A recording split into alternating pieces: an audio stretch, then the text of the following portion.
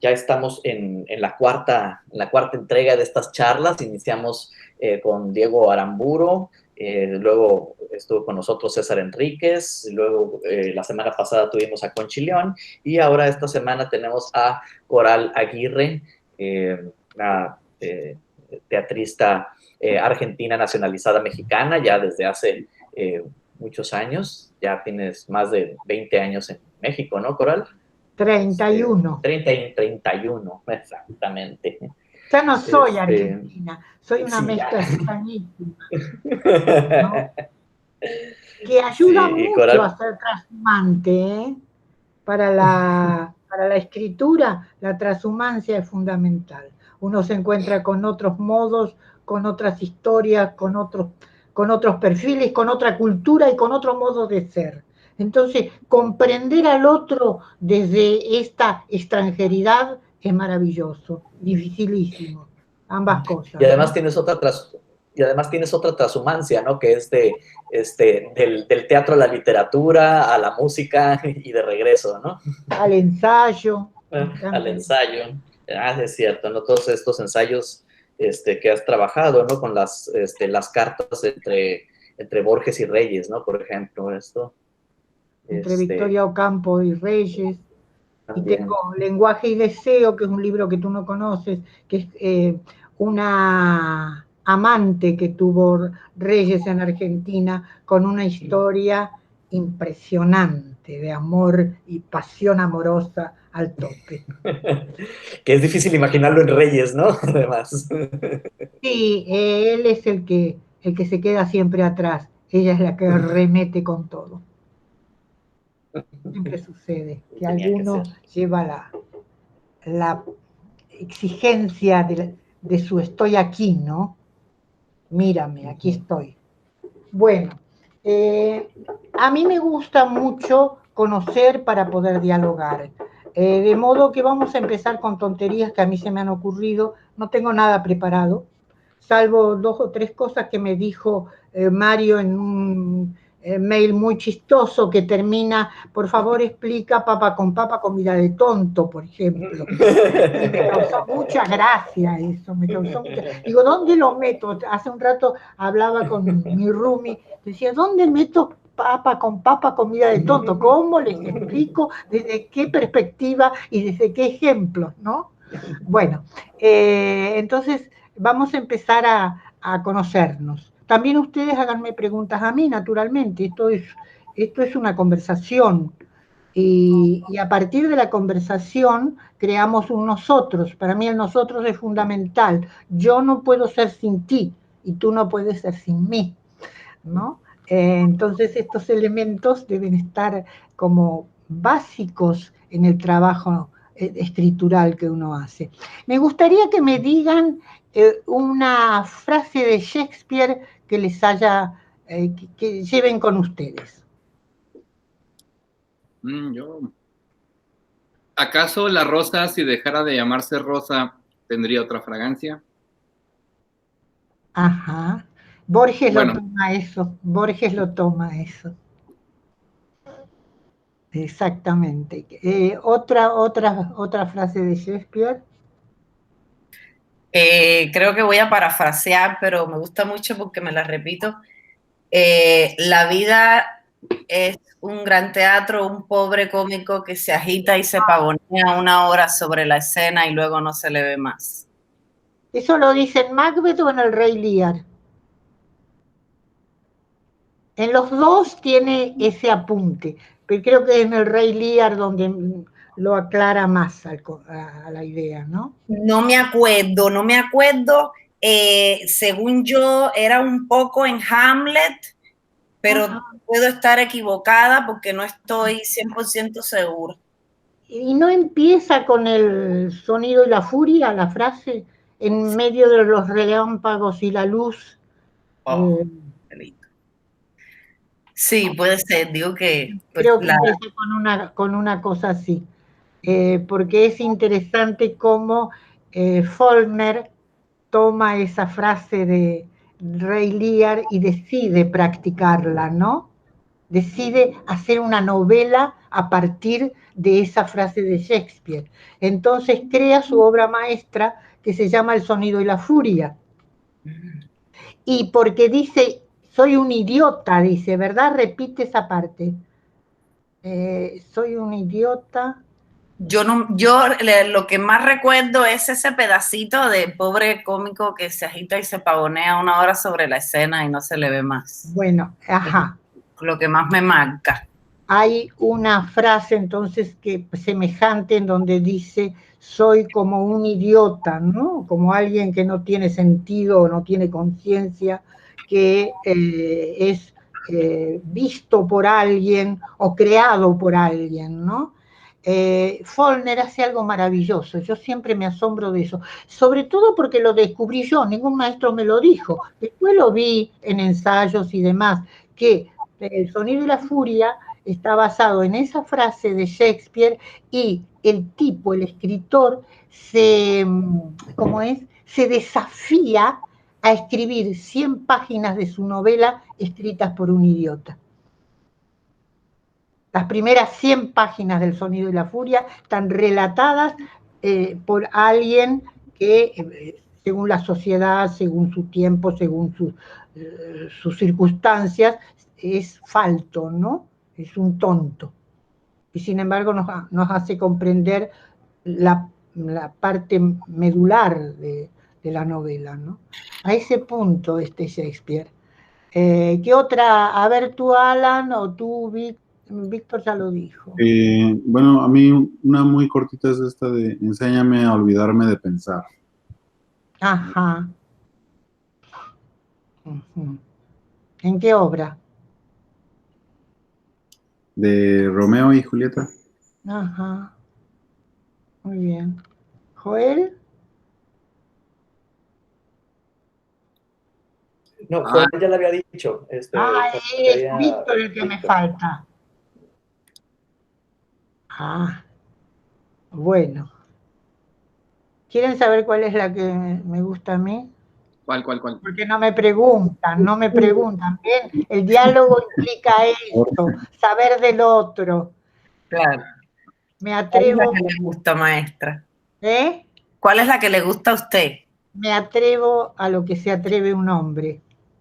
Oh, me gusta a mí también.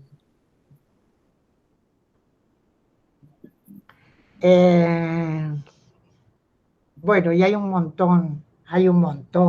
Denme un hombre honesto y lo pondré en el medio de mi corazón. Eso lo dice Hamlet, ¿no? Y el final de cuál es? De Hamlet, ¿no? Lo demás es silencio. O el resto es silencio. Ese es el final de Hamlet, ¿no? Sí. Qué cosa, ¿no? Qué dramaturgo. Qué difícil alcanzarlo. Víctor, ¿nada que te suene a Shakespeare en tu vida? Me gustan muchas de Shakespeare, pero nunca me aprendo las frases. No importa. A mí me quedan porque por relecturas quizá o por sentimiento de ¿cómo se diría? De semejanza, ¿no? Ahí está mi semejante. Me está diciendo algo que yo pensaba ya, nada más que no lo había dicho. Que en general esa es la literatura, ¿no? Esa es la narrativa, eso es lo que construimos. Estamos diciendo cosas o por ahí descubrimos cosas que nos dicen los escritores que nosotros ya sabíamos, pero no sabíamos que sabíamos. Y Shakespeare en ese sentido es. Ahí apareció Mariana. Bueno, y a ver, entonces hay directores acá. A ver, tú, Yelina, ¿cuál es tu pintor preferido? Mi pintor preferido, ay Dios. Plástico que te dé esa sensación de... Dalí, me gusta Dalí, me gusta su excentricidad. Me gusta cómo... El surrealismo. Ajá, me gusta cómo ve la psique, siento que le pinta a la psique humana. Ajá, mira, yo no lo hubiera visto así. Muy bien. ¿Algún otro pintor por ahí que les guste? Que lo vean a menudo, que les interese. Caravaggio. Caravaggio. A mí me gusta mucho Diego Rivera, pero ya no comulgo con su ideología, me quedo nada más con su estética y el contar la historia. Ajá, ajá, muy bien. Yo tuve un tiempo que me hice como fan de Frida Kahlo, Ajá. pero en la universidad, porque estábamos trabajándola y así la estudiamos mucho y me encantó. Y pues ahora veo con un poco de, no sé si tristeza o alegría, cómo ahora es un comercio.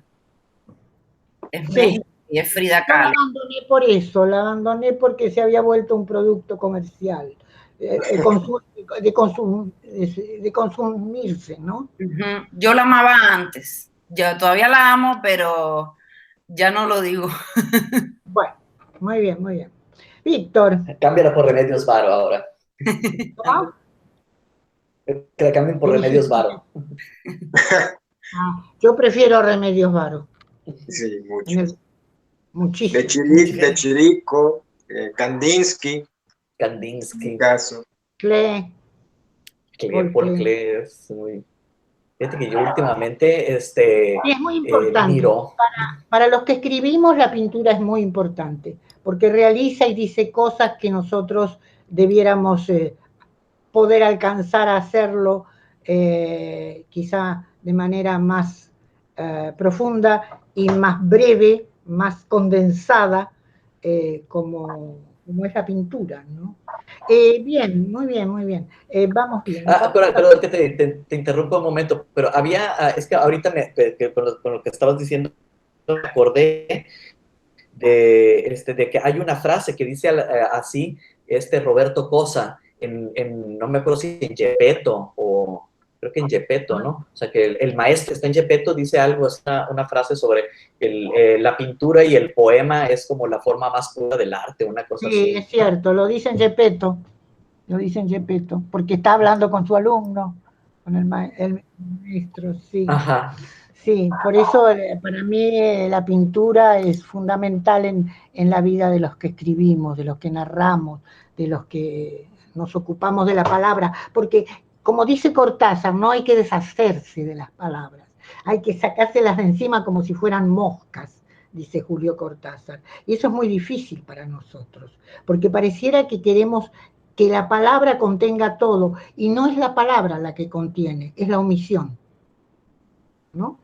Es lo que omites, es lo que más fuerte dices. Claro, en un contexto cuya lógica se advierta cuáles son los intersticios, ¿no? Cuáles son lo que no nombras y sin embargo lo estás diciendo de otra manera o se está plasmando en el comportamiento, en la conducta, en la escena, en los sentimientos de los personajes. Bien, vamos a ver un poquito, Alan, dime algo político del momento que te haya impresionado. Vamos a la política ahora. Que me haya impresionado. Pues, o tristemente, que te haya impresionado o que lo haya sabido, aunque todavía no tenga formada una opinión muy clara respecto de eso, ¿no? Bueno, me parece interesante políticamente a nivel global la pandemia, lo que implica, lo que puede haber detrás. Sí, pero la pandemia tiene mucho tiempo. Yo te digo ahora, aquí. ¿Qué sabes del aquí y ahora, como en el teatro? El teatro de Trump que tiene COVID, por ejemplo. ¿Quién? Trump. Ah, es una noticia vieja. Es una es noticia. De ahora. Actualizado, de hoy, de ayer. Estoy fuera. A ver, Mariana. Que el presidente municipal de Tijuana ayer renunció, todo en un contexto político donde el 28 de septiembre, el día que se manifestaron las mujeres para el proaborto, apresaron a algunas chicas, una de ellas estuvo más de 48 horas, las 8 golpearon. ¿no? Y pues se hicieron varios pronunciamientos muy fuertes. Y ayer justo que renunció el presidente municipal en una situación compleja, sobre todo en el estado, sobre todo por la pandemia, pero también políticamente porque ha habido dimes y diretes con el gobernador y aparte pues porque se están preparando para la campaña, ¿no? O sea, a mí me causa mucha, pues me sorprendió mucho, me causa mucha controversia, principalmente porque ayer hablaba con las compañeras que como que parece que fue muy fácil porque en el pronunciamiento pedíamos su renuncia, ¿no? Pero también estamos pensando que detrás de eso, pues, ¿quién queda? ¿Cuáles son las razones por las cuales renuncia? Que en realidad está pidiendo un permiso y entonces eso nos hace ver que está pensando en postularse para gobernador y pues considerando que era del partido de PAN, que ahora es de Morena y entonces, pues eso a mí ahorita me está causando mucha, pues es lo que me está moviendo, ¿no? ¿Lo considerarías esto, Víctor, un tema para una obra?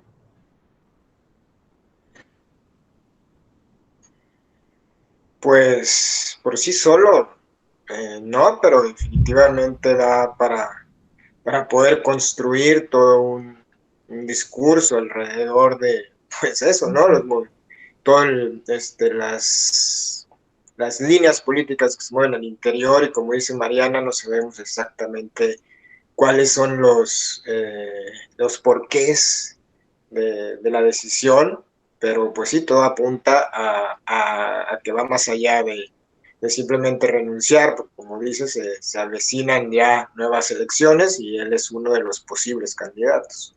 A ver, si entiendo bien, entonces empieza con una demanda pro aborto, con una manifestación de mujeres, en donde hay una represión, ¿no? ¿Voy bien? Donde hay una represión de carácter muy vertical, ¿no? Que proviene esa represión de las autoridades y finalmente el alcalde se ve presionado, se ve desestabilizado en su poder y tiene que renunciar. Sí, de hecho parece muy fácil porque creemos que lo está utilizando un poco como para victimizarse, porque nunca nadie va a renunciar o va a dejar el puesto por presiones y sobre todo en estos niveles, ¿no? Siendo que Baja California. Crisis, ¿no?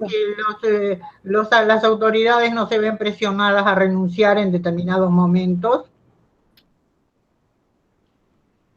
¿Cómo? ¿Perdón? Digo, ¿tú crees que realmente la presión popular no puede hacer caer un gobierno? Yo creo que sí lo puede hacer, pero no lo demuestran, o sea, ni siquiera es tan rápido, ¿no? De las presiones que ha habido acá en Baja California, por ejemplo, en Tijuana, ha sido por parte de la comunidad LGBT también, que han amenazado, por ejemplo, a poner una lista de las personalidades políticas que son parte de la comunidad, ¿no? Por ejemplo, eso ha ejercido una presión que ha tenido resultados, pero en el feminismo, pues no habíamos nosotros sentido resultados y sobre todo tan rápidos. O sea, es que se está juntando con un periodista. Mataron a un señor por un decomiso de cocaína y el señor que mataron antes de que muriera dejó un testimonio y culpaba directamente al alcalde. Entonces se junta con lo que dice con Mariana.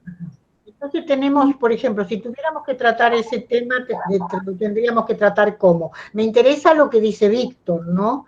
Cómo tratar el tema, que no sea una declaración de un tipo u otro. ¿Cómo podemos, qué es lo primero que se les ocurre como procedimiento para tomar esta historia, tratarla, pero no hace referencia exactamente a lo específico, a lo que está contando Mariana.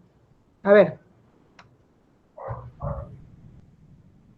Yo creo que lo haría como muy singular, o sea, hablaría desde un personajes donde la situación política fuera algo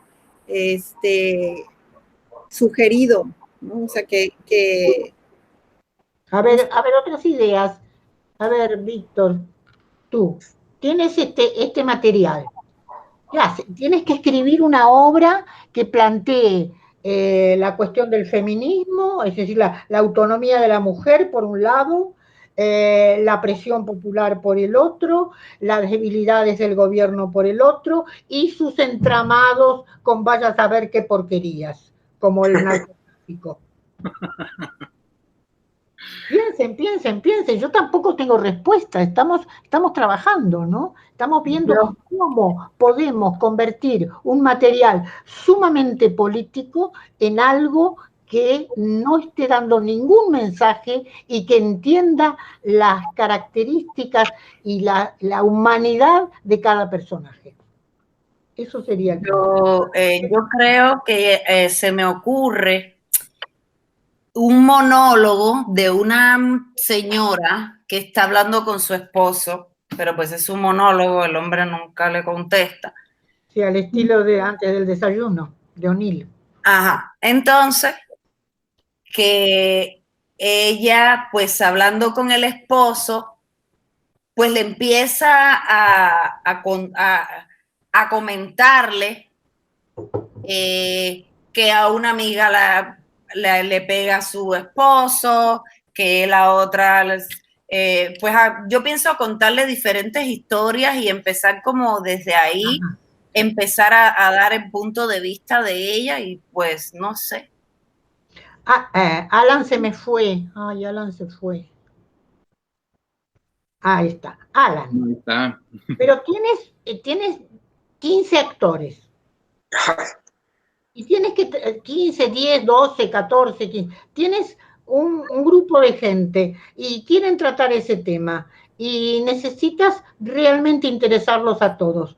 ¿Cómo decides tu dramaturgia? Porque cuidado, que ustedes me van a enseñar a mí, estamos en etapas en que la dramaturgia es algo muy cambiante, muy en movimiento, ¿verdad? Muchos grupos no usan un texto ya previsto y escrito, sino que hacen el proceso de escribirlo al mismo tiempo que lo investigan, lo exploran, etc. ¿Tú qué haces, Alan? Es decir, el monólogo, muy bien la respuesta de Yelina, no vamos acá a decir lo que está bien o lo que está mal, todo es válido, sobre todo en dramaturgia, pero tenemos esta condición. 15 personas. 15, 12, 10. Pensá que tenés un grupo maravilloso. Increíble. Bueno, sí pensé, al igual que Mariana, yo me iría por las motivaciones personales de la protagonista, pensando en que sea una mujer. Y si son 15, pues el enramado sería más complejo, pero creo que definitivamente también tomaría, no me iría al tema siquiera, me iría como a las raíces de cómo llegó ella. ¿A qué te irías? ¿A qué te irías? Me iría a las raíces de cómo llegó a ese momento. Ajá. Antes de que pase, vaya. Ajá. Eso, creo que yo... ¿Ustedes vieron la película Rojo? Que está en Netflix. ¿La de Rojo Amanecer? ¿Cómo? Rojo. Se llama la película, se llama Rojo. ¿La de Rojo, Azul y Blanco? No la de la de Kieslov. Rojo, Mariana. Rojo, nada más rojo. Es una película, es muy interesante para verla, porque trata el terrorismo de Estado en Argentina, pero lo trata un año antes, en el 75. ¿No? Ustedes saben que el horror empezó en el 76 y terminó en el 82. ¡Corre, ya eres libre! Entonces, ¿qué fue eso? Bueno, entonces, es el huevo de la serpiente. Es realmente, a mí se me pusieron los pelos de punta con la primera escena, nunca pasa nada, nunca pasa el horror que estamos sabiendo que va a suceder luego. No obstante, están todos los elementos. Es impresionante, es signo tras signo. No hay una sola cosa que se decida en la película, ni un texto, ni una imagen, ni una acción, ni un comportamiento que no sea signo de el terrorismo de Estado. Les doy un ejemplo. Hay una pareja, el muchachito se la quiere coger a la niña que sí, que no, y en un momento la abraza, ya están juntos, él encima de ella prácticamente, y ella lo para y le dice, tengo la menstruación, te va a dar asco. Entonces el tipo retrocede un poco, piensa y le dice, me gusta la sangre. Guaca. ¡Qué maravilla!, ¿no? Y a uno se le ponen los pelos de punta, porque sabe que es la generación que le gusta la sangre y nos va a matar a todos. Bueno, de eso tiene todo. Me parece que es un ejemplo para que ustedes observen. Bueno, entonces, los signos son los fundamentales en la dramaturgia, aunque no sea palabra, que sea lo que hace Shakespeare, ¿no? Que nunca pone una didascalia, nunca pone una acotación, pero uno sabe perfectamente, precisamente por la calidad del texto, qué está pasando en el comportamiento, en la conducta y en los vínculos entre los personajes, ¿no? Eso me parece espléndido. Vean la película, me parece que es un muy buen ejemplo. Pero vayamos a más cosas. ¿En qué poética lo tratarías, Joel, a este asunto que dijo Mariana? ¿Cuál es tu poética? ¿Cómo te gusta escribir? A ver, dime tú, no quiero meterme. Pues yo soy titiritero, yo escribo desde los títeres. ¿Desde? Desde los títeres, yo soy titiritero. Ah, muy bien, no importa. Y si es algo como esto que está diciendo Mariana, me gustaría hacerlo desde objetos, influenciado precisamente porque a Mariana le gusta mucho el teatro testimonial, y en base a cómo lo contó ella, me lo imaginaba como con elementos que pudieran haber sido utilizados en la protesta, o elementos que aparecieran en las imágenes de la protesta. Por ejemplo, participemos, ¿no? Participemos, no. La pregunta no es solo para Joel, es para que todos nos pongamos allí a ver, caramba. ¿No? Por ejemplo, yo pienso en una apuesta que vi chilena en la época de Pinochet, en donde la censura era terrible, entonces lo que aparecía en escena era el tío Sam gigantesco, un títere enorme, inflado, inmenso. Nosotros tenemos mucha práctica en ocultar lo que decimos, por los tiempos de terror infinito que hemos vivido, ¿no? Entonces, los títeres es maravilloso, los títeres ya te dan otro lenguaje. Es decir, el títere no te da un lenguaje naturalista. Eso es lo que quería que me dijeran. ¿Trabajan en el naturalismo o en qué trabajan? ¿Con qué materiales? Yo me muevo mucho en la farsa. Ajá. ¿Y qué me querés decir con farsa? Pues los elementos siempre son como exagerados, son fantásticos. Esperpénticos. Esperpénticos, sí. Como que no escribo apegado a la realidad. La realidad es como una referencia de... Es toda una poética, la poética esperpéntica, ¿eh? Es toda una poética. Tiene muchísimas posibilidades. Porque lo que yo pienso es que un material como el que propone Mariana, si lo hacemos naturalista, sonamos. Perdón, es mi punto de vista. Discútenmelo. No crean que mi palabra es definitiva. Pero si lo hacemos naturalista, ponemos al tipo que renuncia, o la mujer que dice, me han violado, que si yo, estamos fritos. Ahí estamos fritos. Eso no es arte. Eso es un mamarracho.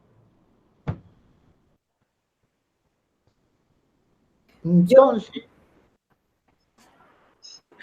podríamos hacer llevado más al nivel, a lo mejor sensorial, jugar un poco con la sensorialidad del público, incluirlo. Estoy ahí pensando como más en dirección. Sí, no yo importa. le iría más como, ahorita estoy como pensando y repensando el asunto del lenguaje de los personajes femeninos y además en cómo los que contextualizamos y cómo el discurso que está entramado entre otros personajes femeninos. Y a mí se me viene a la idea la ocurrencia de poner un grupo de puras mujeres y que están encerradas en un espacio, o sea, que el espacio sea cerrado y que lo de afuera sea, bueno, que el tono sea muy simbólico, ¿no? Y que lo de afuera sea algo así como un monstruo, como un fantasma, como un algo que les da miedo, que las quiere controlar, y entonces... ¿De qué está hablando? ¿Cómo se llama eso, ese procedimiento? Que es el procedimiento de todo el arte. Finalmente, el gran arte no es nada más que...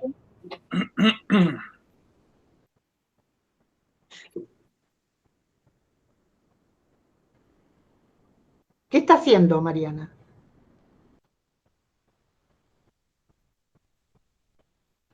Respecto de la realidad, ¿qué está haciendo? Sí, incluso de construir la realidad. ¿Qué está utilizando? ¿Qué procedimiento está utilizando?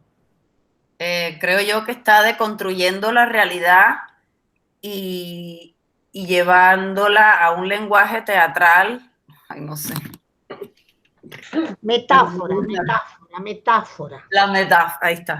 La metáfora es lo que necesitamos. Y es a lo que apunta Víctor cuando empieza a decir, yo no lo trataría así. Claro que no lo vas a tratar así, por supuesto. Hay que encontrar la metáfora.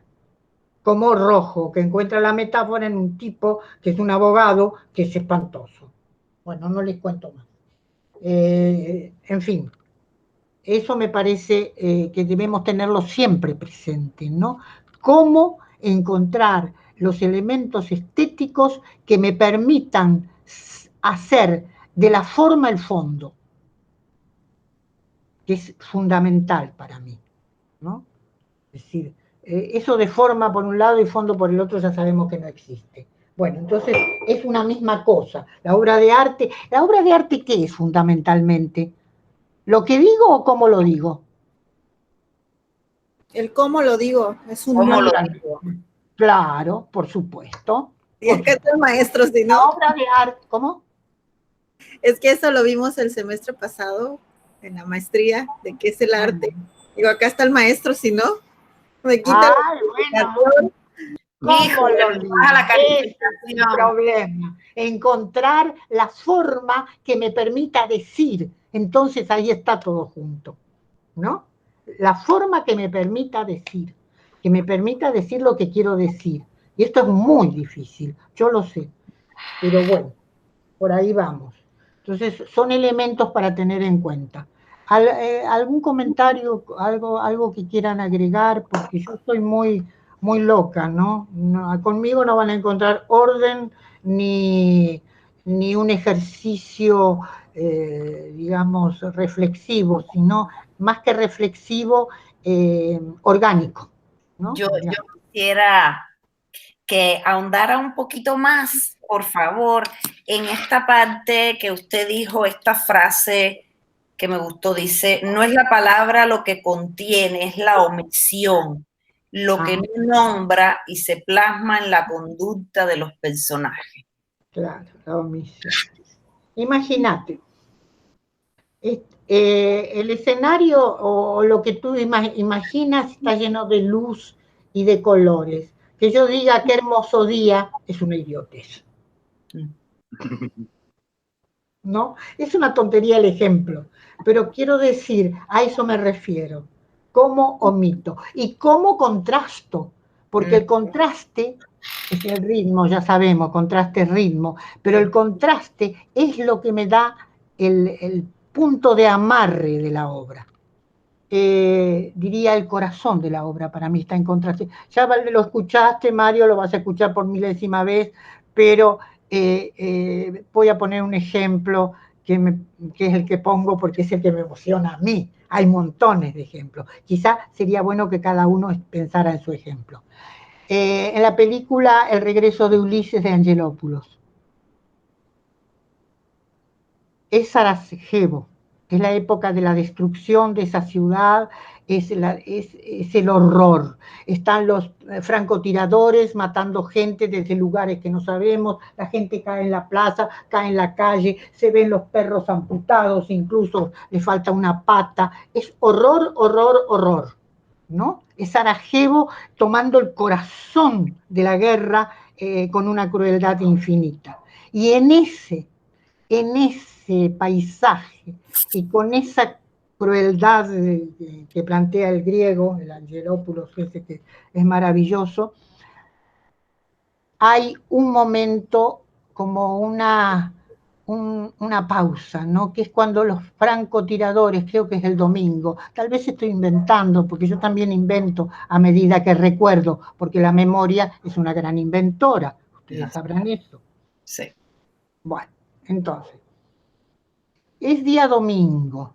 Los francotiradores tienen como 1 hora o 2 horas en que no matan gente, digamos, en que no están apuntando, en que no está ese horror de dónde va a venir la bala, de dónde va a venir el tiro, de dónde va a venir la muerte. Entonces los habitantes empiezan a salir, porque son como animalitos, salen de entre los escombros, reptando, salen y uno no sabe cómo, se acercan al centro de la plaza y alguien pone un atril, otro pone la partitura, otro saca el violín, y de pronto están todos tocando a Mozart, un adagio de una, no sé de cuál música de cámara, porque son pocos músicos. Y entonces se hace esto, que es la única representación verdadera de la crueldad, por su opuesto. ¿Me explico? Sí. Ese contraste lo hace todo. Ese contraste crea el horror. Sí. Porque como decía siempre Dardo, si yo no veo a Hitler besando a un niño en la frente, no me espanto tanto.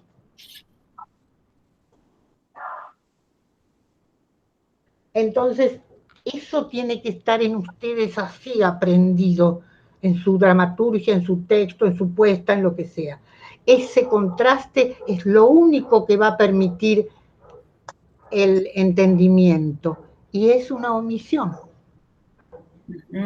También es una omisión, porque como que la guerra no existe más, como que solamente Mozart ahí está sonando y las partituras se mueven un poquito con el viento y los músicos tocan inspirados y relajados quizá ese único instante.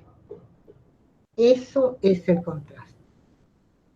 Es la luz entre toda la oscuridad de la guerra. Claro, porque de otra manera no entiendes la oscuridad. Si no tienes su oponente, la luz, no entiendes la oscuridad. Si no tienes este momento de lo humano llevado a su mayor humanidad, no tienes la crueldad. ¿Me explico? Entonces, esto es fundamental. Se me perdió el vaso. Como termina Lope de Vega este acto de Fuenteovejuna, ¿no? Tornóse en la boda, ¿no? Después de esta... Claro, ese Lope de Vega que dice otra cosa, que siempre lo repito, ¿no? En el arte de hacer comedias, él dice que toda obra tiene que tener el universo completo.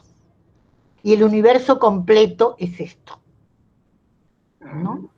No es una decisión binaria, lo bueno y lo malo, el lindo y el feo, el pobre y el rico. No se trata de eso. El universo completo implica las contradicciones, de todos estos elementos juntos.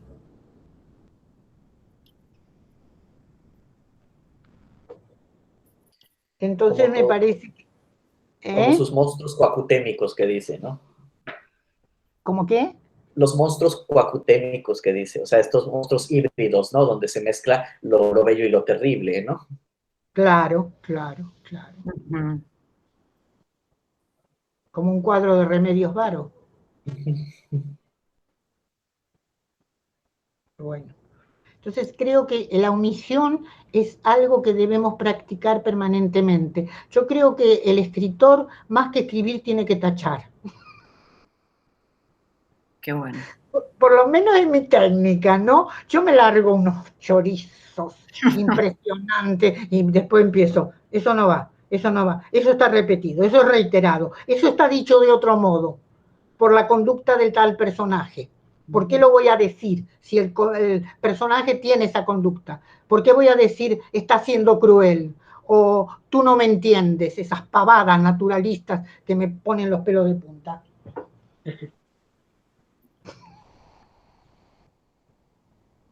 Bueno,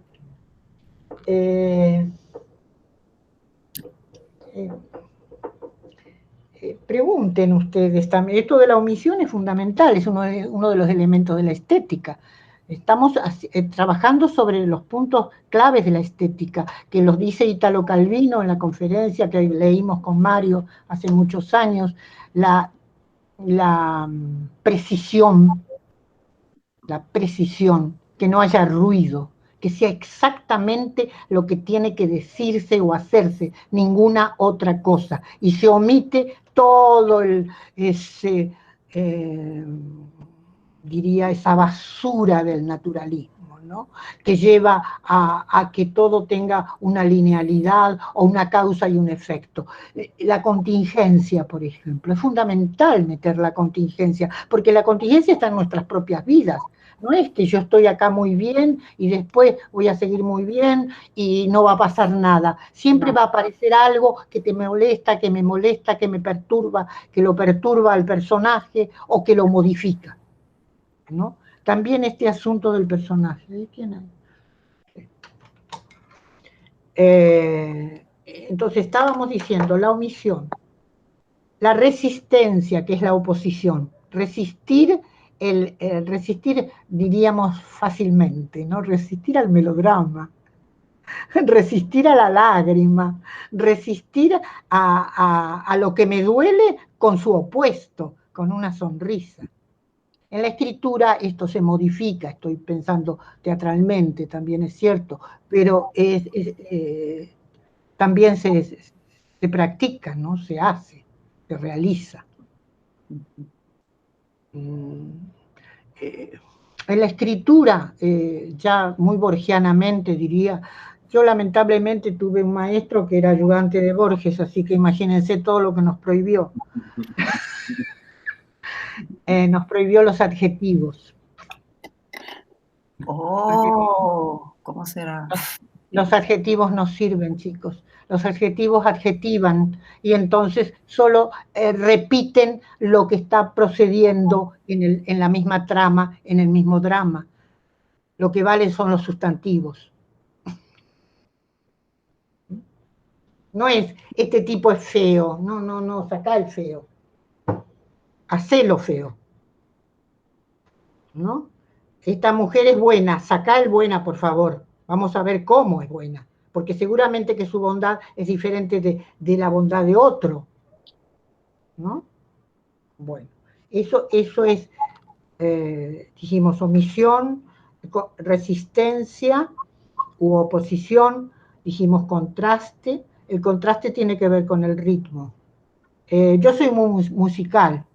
Yo la estructura mental que tengo es adagio, allegro, allegretto, presto, son mis parámetros. Y yo veo que yo escribo así, es una risa. Yo escribo presto y de pronto digo, ay, Dios mío, estoy enloquecida, tengo que parar. Entonces entro en la reflexión, por ejemplo. Pasa con los personajes deben ser contrastados. No porque el personaje de tal manera no puede hacer aparecer su contrario, aunque sea mínimamente, ¿no? Por un acto pequeño, por una palabra que tal vez no le correspondía, pero la dijo. ¿Mm? Bueno, no sé si estoy haciendo mucho embrollo. Son elementos de la estética, el contraste. ¿Eh? Lo que tranquiliza, lo que baja el proceso de los personajes y de la trama y de todo. Eisenstein tiene un cuadrito muy lindo que dice, si empiezas muy arriba, está genial, porque puedes bajar lo que se te antoja.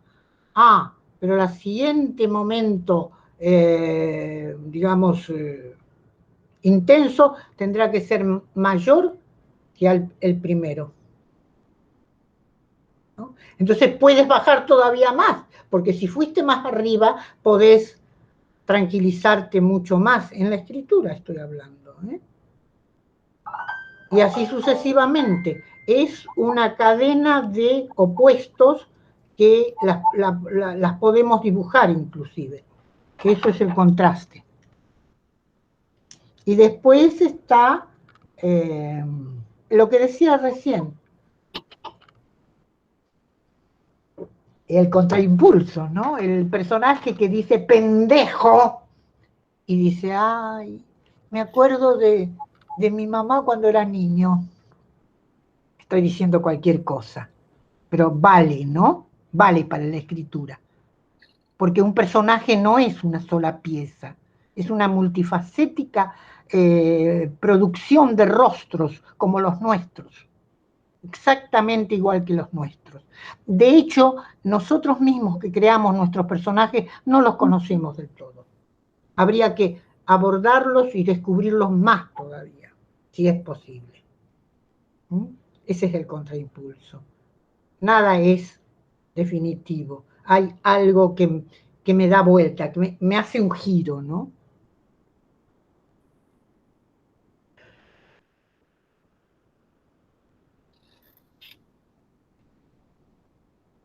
Y sí, adelante, pregunten, hablen. ¿Quién quería decir algo? ¿En qué año saliste de Argentina? ¿En qué año saliste? Salí después de la dictadura. ¿Y cómo era el ambiente creativo y cómo afectó eso en tu escritura? O sea, ¿cómo era el ambiente creativo en aquel momento? Que yo traigo, los críticos literarios que me han alguna vez premiado con alguna crítica, dicen que yo traigo la tradición del Río de la Plata. Y la tradición del Río de la Plata en escritura es que el escritor no sabe. No sabe. Es decir, ¿qué quiero decir con que no sabe? No sabe qué le va a pasar a su personaje. No sabe hasta dónde es capaz de llegar, ¿no? Eso es un aspecto de la tradición de la escritura del Río de la Plata. El ponerse en lo contrario de que yo tengo la obra y sé perfectamente hacia dónde va mi personaje, etcétera, etcétera. Y otro elemento también del Río de la Plata es sesgar, es verlo desde otros ojos, no de los ojos propiamente de los protagonistas o de los que llevan a cabo la acción o el conflicto, sino desde, ¿cómo sería? Bordes, desde los bordes, ¿no? No sé, por ejemplo, en el caso que planteó Mariana, verlo desde un tipo que dice, qué barbaridad, Dios mío, estas mujeres están locas, es muy común. Es decir, en lugar de levantar la bandera del feminismo, verla desde los tipos que dicen, las mujeres han enloquecido. Eso es los bordes. Y eso es una tradición nuestra, también, de la escritura. Y la ruptura con el naturalismo, ¿no? Muy difícil que nos interese la historia contada desde un realismo naturalista, ¿no? Generalmente, estoy hablando de las grandes obras, ¿no? Naturalmente que hay montones de obras que yo empiezo a leerlas. La otra vez me compré un premio de un argentino, Caparrós, y ahí lo tengo el libro, empecé a leerlo y dije, Dios mío, esto me cuenta la historia que mi papá no sé qué, y entonces yo nací no sé cuánto, y yo quiero otra cosa, quiero otro tipo de producción que me haga, que me conmueva y que me haga entrarle al material. Y está en eso, en la omisión, en el contraste, en la resistencia, están en esos elementos estéticos. Porque justamente estos elementos estéticos son los que no maneja el realismo naturalista. El realismo naturalista dice, este tiempo, en este espacio, pasa esta acción, y después causa y efecto, sucede tal cosa y sucede tal otra, y así nos vamos. Y la vida no es así, sobre todo la moderna, donde estamos en mil espacios y en mil tiempos diferentes todo el tiempo, ¿no? Ahora yo estoy con ustedes y al rato voy a estar en mi casa, en mi cocina, comiendo, cenando, nada que ver. Así es la vida. Y eso es muy importante para la visión poética de la obra, ¿no? Son elementos que son un poco la tradición de allá. Bien. Entonces decíamos, me falta un elemento que me parece, que nosotros en teatro, no sé cómo llamarlo en narrativa o en dramaturgia, que nosotros en teatro le llamamos el cambio de dirección, ¿no? Es fundamental que aprendamos, y bien lo dice Italo Calvino, que aprendamos en nuestra escritura, en nuestra historia, en nuestra fábula, que aprendamos los elementos que forman parte de otras artes, ¿no? Por ejemplo, el giro de una figura en la plástica. Ahí tengo un Chagall, en donde está muy arriba, por eso no lo traigo, en donde es un clown que se le ve perfectamente la cola, ¿no? O sea, está todo visto desde este lado, y sin embargo, la parte de adelante está volteada hacia el centro. Eso es un cambio de dirección. Y atrapa la mirada notablemente. Por algo lo compré, ¿no? Cuando lo vi, es una reproducción, cuando lo vi en el Museo de Arte Moderno en México, compré la reproducción inmediatamente, porque lo que me fascinó era que yo no había previsto este giro del cuerpo. Ese giro es el cambio de dirección. Y por eso les pregunté por plástica. Por eso digo, ¿en qué medida el dramaturgo o el hombre o la mujer de teatro abreva en otras aguas? ¿No? Que a mí me parece fundamental. A mí el teatro me aburre. A mí jamás se me ocurriría estudiar teatro. Digamos, después que hice mi carrera y demás, jamás me volví sobre los textos teatrales. Ya está, ya me lo comí, ya está. Yo necesito eso que aprendí, verlo en otros lados y poder hacer confluir esta visión teatral a una visión ecuménica, a una visión, digamos, proyectada en el cine, en la pintura, en la música, en las artes. Por eso es tan importante. Y yo pienso que es terrible en nuestra condición de teatristas. Escribamos, hagamos títeres, hagamos teatro, dirijamos. Es terrible nuestra condición porque es la más difícil. Porque el teatro en realidad no es un arte, es la conjunción de un montón de elementos que corresponden a otras disciplinas, ¿o no? Y bueno, entonces, cuánto que tenemos que trabajar, ¿no? Cuánto que tenemos que estudiar. Entonces, la ideología, me da risa porque hace 2 o 3 días, y pensaba en ustedes ya por adelantado, encuentro que digo, la próxima novela que yo escriba no puedo poner ni 1 milímetro de mi ideología. Es decir, la defensa de los pobres, no puedo, tengo que verlo desde otro ángulo, desde otros personajes, con otras instancias, con otras cuestiones, pero no puedo hacerme, ¿cómo diría?, realizar mi producto en base a mis propias ideas. Hay una frase que leí a un filósofo: matar las opiniones de los demás, pero sobre todo matar las propias opiniones. Lo leí hace unos días. Eso me parece fundamental. Y otra cosa que también, yo trabajo mucho desde el punto de vista filosófico y desde el punto de vista, no sé, soy una hambrienta, soy Fausto. Entonces, me parece que hay que tener en cuenta todo eso. Y otra cosa que me parece muy importante es que la conciencia, esto lo he descubierto pensando y elaborando, la conciencia no es algo, la conciencia inmediata sí, sé que ustedes son ustedes, que Mario lo conozco desde, esa es la conciencia, pero hay una conciencia que es una tarea en nosotros, que es una permanente tarea, la reflexión. Y así se ensancha la conciencia, se modifica, se multiplica, se transforma, y entonces quizás puedo matar mis propias opiniones. De otro modo no.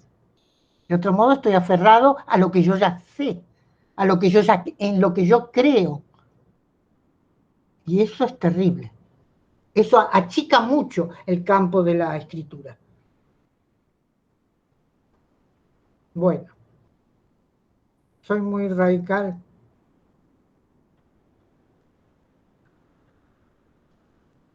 Estábamos hablando de la transhumancia, de estar yo creo que la palabra también es tramposa. La palabra tiene que hallar su punto exacto. A mí me pasó algo muy curioso. Cuando vine a México yo no podía escribir porque escribía en argentino. Entonces dije, no puedo escribir en argentino, tengo que escribir en mexicano. Entonces me pasé al bando contrario, escribí en mexicano, ¿no? Incluso tengo cuentos muy mexicanos, con el decir mexicano. Grababa los decires del pueblo, las voces que yo encontraba en mi camino, porque me recorrí todo México. Y entonces, un buen día, no sé, fue un proceso, logré crear, no diría mi poética porque quizás es demasiado, crear mi propio decir, mezclado. Entonces, por ejemplo, los dramaturgos de México que yo consultaba, Víctor Hugo, una gente que conocí en esa etapa que ya estaba por venirme acá, en donde yo ya estaba escribiendo dramaturgia, me decían, qué raro que escribes. Y a mí me gustó, qué raro que escribes, porque mi acento o mis posibilidades verbales estaban mezcladas o sintetizadas o transformadas por el simple hecho que soy argentina y soy mexicana. Y a mí me parece eso una gloria. Por eso digo que los viajes son muy importantes y el reconocimiento de otros decires, de otros modos de decir, crean la posibilidad de una escritura propia. Solamente con la mezcla podés crear una escritura propia. Y pienso en lo que dice Borges. Dice Borges, qué tontería eso en la escritura, ¿no? Pensar que, no sé, no lo voy a decir bien como lo dice él, lo describe en un ensayito sobre la metáfora, y dice que todos los pueblos tienen sus metáforas y que no estamos inventando nada cuando inventamos metáforas verbales, quiero decir, ¿no? Ya no la metáfora de la que hablábamos hace un rato, las metáforas verbales, ¿no? O sea, a ver, una metáfora verbal de ustedes, de los mexicanos. ¿Cuál pudiera ser? Bueno, no importa. Cada pueblo tiene sus metáforas, sus modos de decir ciertas cosas, como papa con comida de tonto, ¿no? Es Yo, tan argentino. cuando llegué, porque yo vengo de Cuba, yo tengo 16 años acá. Y a mí una de las cosas que me hacía mucho ruido era la palabra madre, que aquí, por ejemplo, le vale madre, valió madre, esa madre, y al principio era que yo no entendía cómo a la madre, o sea, siendo este personaje de la madre alguien digno de, pues, de hacerle un altar a la madre, ¿no? Y que aquí se fuera, pues, al lado contrario, que es una grosería. Y a mí, pues, yo al principio no entendía, le vale madre, es como que su madre vale algo, él la está vendiendo. No, yo no podía hacer clic con el que le vale madre y no le importa. Y pues es una de las que yo siento que es más así como muy fuerte, siento yo. No se escucha, maestra. Tiene el micrófono apagado. ¿Ahora sí? Ahora sí. Bien. Estábamos diciendo de la metáfora, ¿no? Bueno, de esas maneras de decir nuestras, de todos los pueblos. Volviendo al lenguaje precisamente, yo creo que es magnífico que seas cubana, por ejemplo, porque vas a lograr una escritura que va a bordear ambas lenguas sin ser ni una ni otra, sino la tuya. A eso me refiero. ¿Mm? Y bueno, los que no tenemos esa dificultad, pues sí, hay que encontrar el modo de decir propio de mí, de mi carácter, de mi infancia, de mi costumbre, de mi pueblo, y crear una especie de mezcolanza, ¿no? No hay que asustarse de eso. Yo finalmente escribo muy raro, dicen todos, pero a mí me encanta, me parece muy bien que escriba raro, porque estoy escribiendo yo, ¿no? No es una copia de algo. Bien, entonces más o menos esos son los elementos de la estética que pudiéramos abordar. Me gustaría, bueno, sin duda, esto no lo voy a señalar porque ya lo de alguna manera.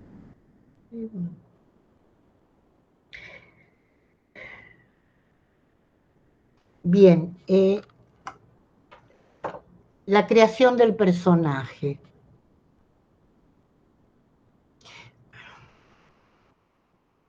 Somos los más capaces de crear personajes porque venimos del teatro, los hemos encarnado. A mí, por ejemplo, si hay algo que me resulta sencillísimo, es encarnar en una chica, en una anciana, en un hombre, en una mujer, en un tipo de la clase alta, un tipo de... A mí no me cuesta nada, porque venimos del teatro, venimos precisamente de encarnaciones diversas y a veces muy desafiantes, ¿no? Entonces yo creo que cuando escribimos debemos encarnar en cada uno de los personajes y hacerlo nuestro en la medida que lo estamos recreando, lo estamos encarnando, perdón la reiteración, pero por ejemplo cuando yo escribí La cruz en el espejo, imagínense, tan lejos, yo escribí La cruz en el espejo en Argentina, sobre Sor Juana Inés de la Cruz. Evidentemente se me habrán escapado miles de cosas que para ustedes es lo más común del mundo. Yo escribí esa obra y yo sentí claro, vamos por partes, soy una excesiva. Para encarnar a un personaje me tengo que haber comido el mundo de ese personaje. No es cuestión de poner palabras por ejemplo, estos tipos que hacen las obras de narcos. Entonces ponen toda la narquería del vocabulario del narco y toda esta cosa que no son nada más que fiorituras. Pero la existencia del personaje es lo que me importa. Y la existencia del personaje está dado por su marco referencial. ¿Sí o no? Es el marco, son sus marcos. Pensemos en sus circunstancias. Son sus circunstancias los que nos hacen decidir esto o aquello o lo que fuere. Son las circunstancias. Entonces, a partir de las circunstancias, yo escribo por Juana Inés de la Cruz. Ahora bien, esto es difícil. Me tragué la biblioteca. Felizmente en mi ciudad hay una biblioteca estupenda en donde me encontré todos los textos de Sigüenza y Góngora, que es el compañero de alguna manera intelectual de Sor Juana, su amigo.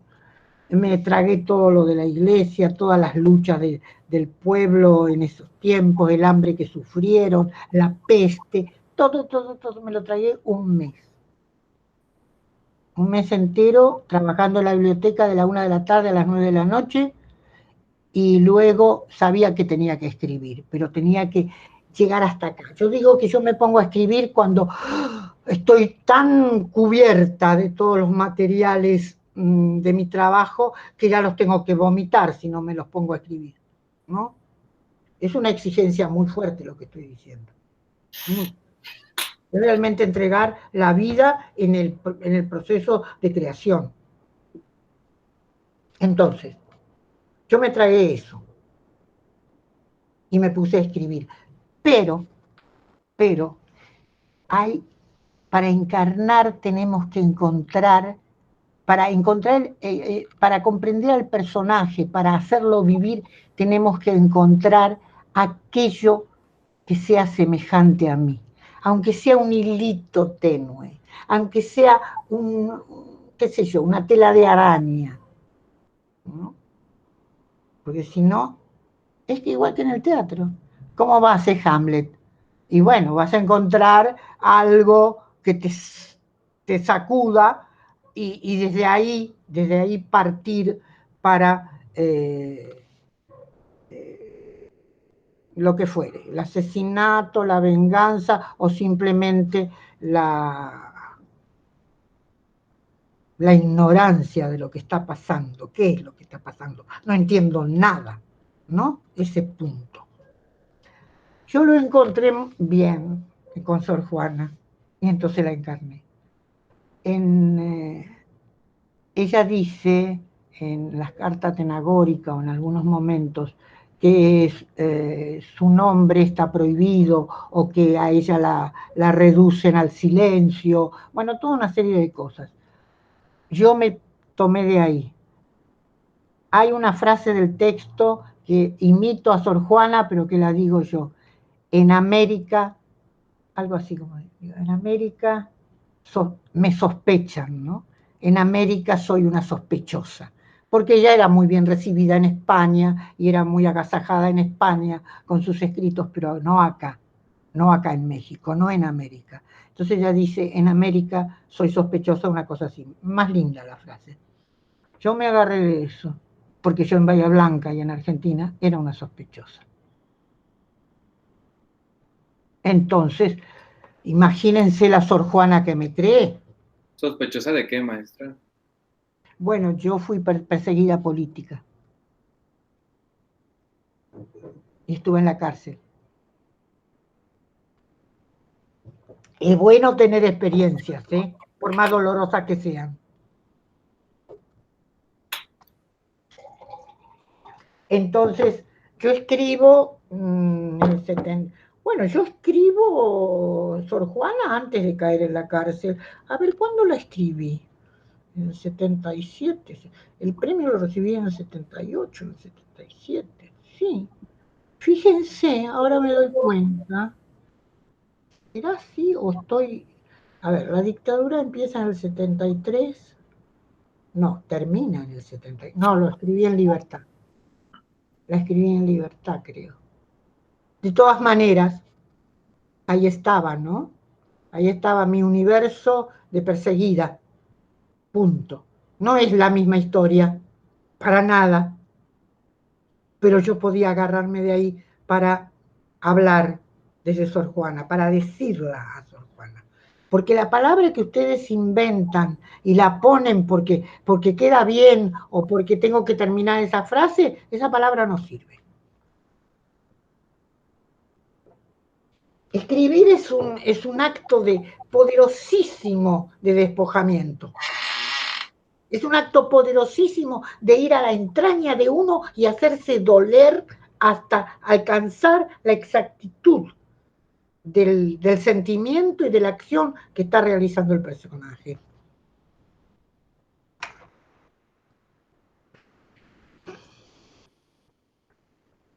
Entonces, ¿qué debo revelar de mi personaje? ¿Su vida, sus cosas o su existencia? ¿Y qué es una existencia?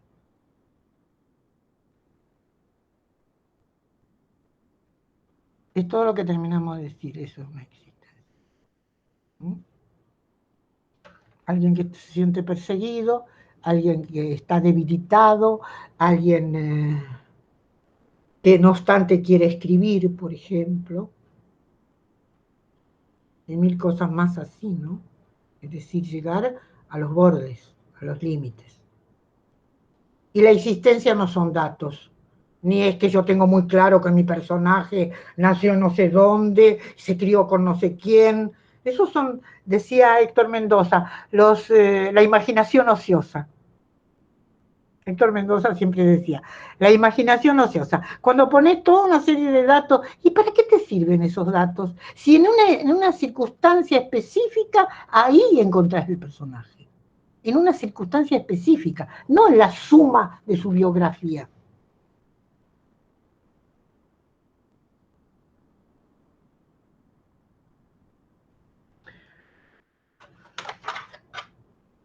Entonces, ¿de qué está hecha una existencia? Eso sería lo que deben responder en cada uno de sus personajes. ¿De qué está hecha esta existencia? Está hecha esta existencia, ¿cómo dijiste? Se lo tuve que anotar, Mario, que dijiste que les explique menos es más, claro. Sí, menos es más. Es decir, en ese cachito de existencia, el menos es más. No necesitan la elaboración de la biografía completa. No necesitan un montón de datos ociosos que no los va a conmover para nada. A mí lo que me conmovió es que yo en Bahía Blanca era sospechosa. Y yo en Bahía Blanca era tan perseguida como Sor Juana. Así que yo me aventé Sor Juana y dije, a este personaje yo lo puedo hacer. Yo lo puedo crear. ¿Mm?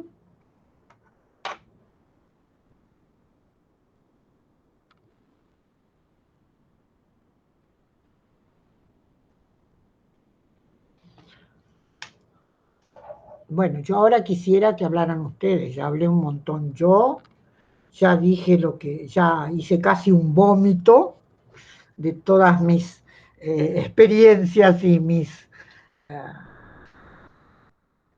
existencia, ¿Bien? Sí, yo recuerdo mucho estas clases tuyas y todo esto que me decías, y me sigues diciendo, ¿no? Y sobre el dolor. Y me acuerdo mucho de aquella vez, te conocí, yo tenía 20 años en aquel taller, donde me decías esto, donde hablabas precisamente sobre este dolor y que me decías, pero recuerdo que me volteaste y me señalaste a mí, pero sobre todo tú que escribes comedia, eres el que más te tiene que doler, porque la comedia duele. Porque la Claro, comedia duele, ¿no? claro. Entonces, sí, pese a lo que luego pensamos, que la comedia, digamos, es una cosa como divertida, y no, creo que la comedia es donde más puede habitar ese dolor, ¿no? A mí, si lo tomáramos como género, a mí no me gusta hablar de géneros, no los entiendo, pero si habláramos de género, yo diría que la comedia es lo más difícil de hacer. Sí, digo, bueno, no, más bien, no creo que me habías dicho comedia, me dijiste, recordando bien las palabras, humor. Es decir, tú que manejas el humor, eres el... Y hay que dejarse ganar por el humor. Realmente hay que dejarse ganar por esta cosa que no sabemos que sabemos. Hay que ganarse por dice Tarkovsky, ustedes tienen una llave, la llave es una imagen, esa imagen persíganla hasta el final de toda la obra que están realizando, ¿no? Y creo que de eso se trata cuando hablamos de humor. Yo, a mí el humor no me sale, y sin embargo sí me sale a pesar de mí. Yo estoy escribiendo una novela, la terminé hace un mes, en donde el personaje, para colmo, porque soy tan escandalosa, que decidí escribir una novela sobre Alfonso Reyes. Entonces, en un momento, Alfonso Reyes, y yo no lo preví, yo no lo preví. Alfonso Reyes eh, se despierta de sus dolores de cabeza, de sus alucinaciones, de toda una serie de cosas que siempre ha vivido, y, y tiene, no sé, un ballet que le dice, no sé si él dice, ay, necesito un vaso con agua o un té, no sé qué dice, y el ballet que se le aparece dice lo mismo de siempre, y entonces él lo mira y, como diciendo, ¿de dónde apareció este hombre? Yo no sabía lo que estaba escribiendo, lo dejé tal cual, porque es precioso. Entonces lo mira Alfonso Reyes y dice, ¿usted quién es? Dice, ¿usted me conoce? ¿Sabe qué tiene que traerme? Sí, por supuesto. El té de siempre o la pastillita de siempre. Dice, ¿y entonces yo quién soy? Fausto, le dice, le dice el ayuda de cámara, digamos. Lo dije tal cual, es una alucinación de él, pero es tan gracioso dentro de todo el proceso dramático que yo venía realizando con la figura de Alfonso Reyes, la aparición de una alucinación más, un ballet de cámara que dice conocerlo y entonces le pregunta, ¿y cómo me llamo? Fausto. Le dice, es maravilloso. Hay que dejarse ganar por eso, no importa que aparezca intempestivo, que aparezca, está diciendo algo, está señalando algo, después lo procuramos, después lo organizamos, después lo armamos, pero esas revelaciones que tiene el inconsciente en la creación hay que respetarlas como a morir hay que respetar esas cosas. A mí me salen muchísimas cosas de humor en las obras. Y no tengo para nada el mínimo humor. El que tiene humor es Mario. Yo no. Bueno, pues a ver los demás, lo que quieran preguntar o que quieran compartir también con nuestros... Sí, porque ya hablé demasiado y estoy cansada.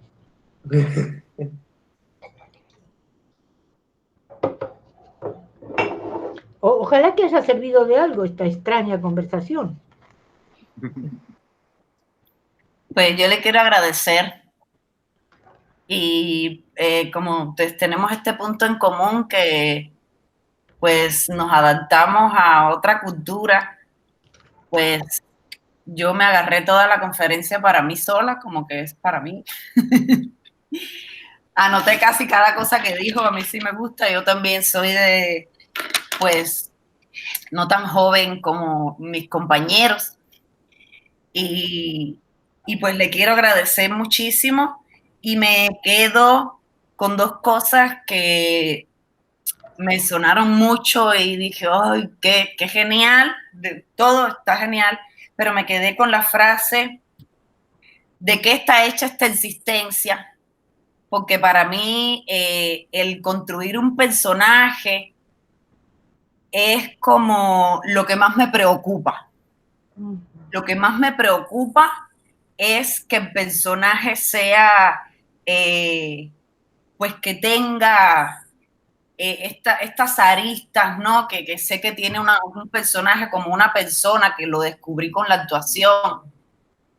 Y pues es lo que me preocupa, principalmente que mis personajes estén bien, que tengan profundidad y todo. Y también esto que me encantó, lo de la omisión, lo de los contrastes.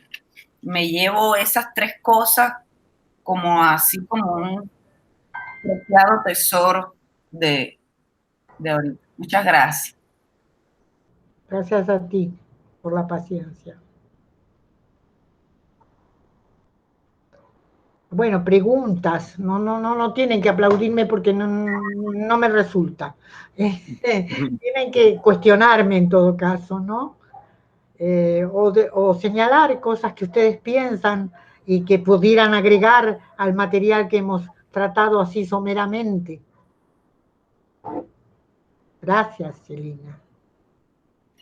Bueno, pues tengo otra pregunta. A mí me encanta la cuchara. Oiga, escribió usted mientras estaba en prisión? Muchísimo, y perdí el cuaderno. Lo dejé en una casa, he cambiado tanto de casa, y a veces a las apuradas, a las corridas, que el cuaderno donde yo escribí toda mi experiencia en la prisión, lo perdí. Claro que escribí, como loca. Me imagino. De tus demás compañeros de esa época que salieron de Argentina, ¿sabes en dónde se instalaron, en qué países? En México, sobre todo. Acá tengo amigos que no nos vemos porque nos hacemos daño, ya hemos dicho, ¿no? Muchas veces tratamos de guardar cierta sana distancia, pero no para la salud, sino para el corazón. Por supuesto, nuestro gran amigo, nuestro gran país, que en relaciones exteriores es magnífico, o fue magnífico. Fue. Bueno, cada uno tiene su opinión. Yo tengo la experiencia vivida de que es un país sumamente acogedor, amigable y generoso, muy generoso, sumamente. Así es. Y sí, hay montones de argentinos que se quedaron. Te cuento una anécdota rápido. Tengo un amigo que está en la universidad, en la UAM, Federico Furlan. Bueno, ya está, ya no será, ya será jubilado. No sé. Ellos, cuando terminó el terrorismo de Estado en mi país, se regresaron, pero los hijos habían crecido en México. Es decir, nació un niñito que era nacido acá y otro que había venido de un año y medio, 2. Y ellos los llevan a Argentina, se van a Buenos Aires, recorren la ciudad y dicen, bueno, este es nuestro país y demás. Los chicos iban en el auto y iban atrás. Y los chicos escuchaban y miraban todo y de pronto se empezaron a cantar el himno mexicano. Entonces mi amigo, muy sensible, y su compañera dijeron, nos volvemos a México, porque los chicos son mexicanos.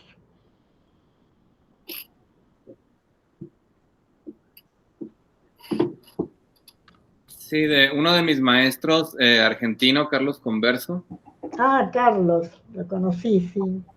Precisamente él viene de esa oleada y él nos contaba que en esa época salió una troupe de artistas que viajó hasta Canadá y que de regreso nada más volvió uno a Argentina y los demás se fueron quedando en el camino y que a él le había gustado mucho México. Sí. Sí, la mayoría se quedó en México. Bueno, tengo anécdotas muy tristes que no voy a decir, que no voy a contar, porque hay gente que regresó y no pudo resistir la ausencia de México. Se quedaron, pero se quedaron mal.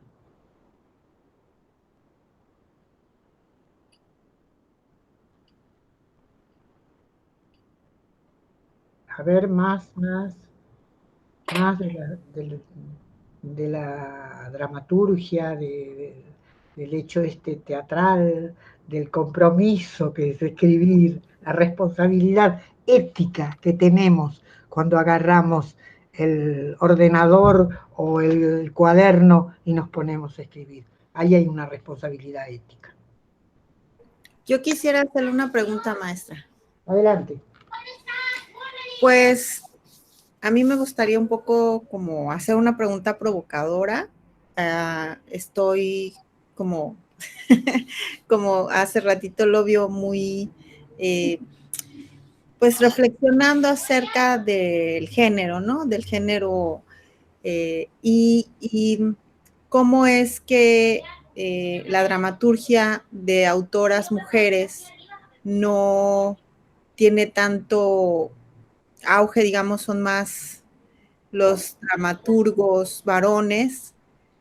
Me gustaría que ustedes de las dramaturgas que contra viento y marea ha estado presente y se ha hecho escuchar, que nos comente un poco qué piensa acerca de... Bueno, me tocas el lado más flaco y más terrible. Tú sabes que yo no soy solamente dramaturga, soy escritora y tengo una misión, según mi entender, que es recuperar las voces de las mujeres olvidadas. Son tantas, tengo tanto trabajo que ahora ya tengo una asistente también mujer para averiguar de mujeres y me llegan poetas, me llegan dramaturgas que nadie ha tenido idea, como la Villarroel, por ejemplo, que es de acá y que escribió las primeras obras de teatro realmente con carácter local y mexicano y nadie la conoce.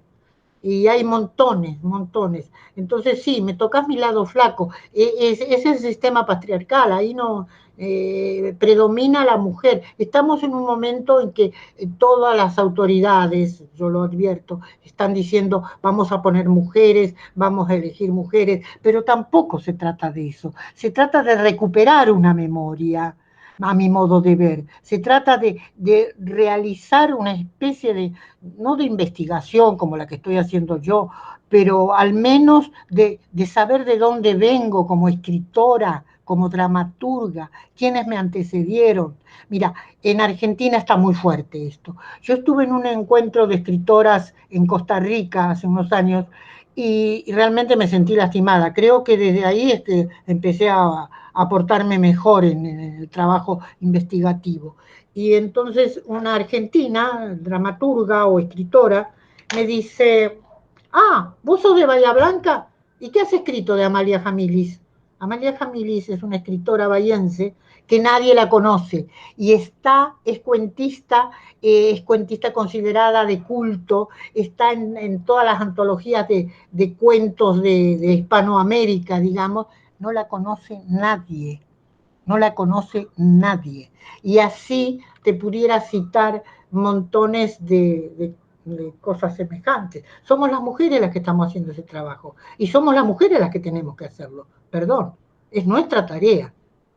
Ahí sí soy feminista a muerte, ¿no? En ese sentido. Yo tengo que ver por mis compañeras, por mis madres, mis abuelas, mi herencia. Yo tengo que ver por ahí. Y tengo que encontrar los caminos que van de ellas a mí para que el pasado sea futuro, o por decirlo mejor, para que el pasado esté presente. Soy muy terrible en eso y es mi trabajo de todos los días. Muchas gracias. Sí, justo, pues yo estoy sintiendo ahorita un movimiento muy intenso.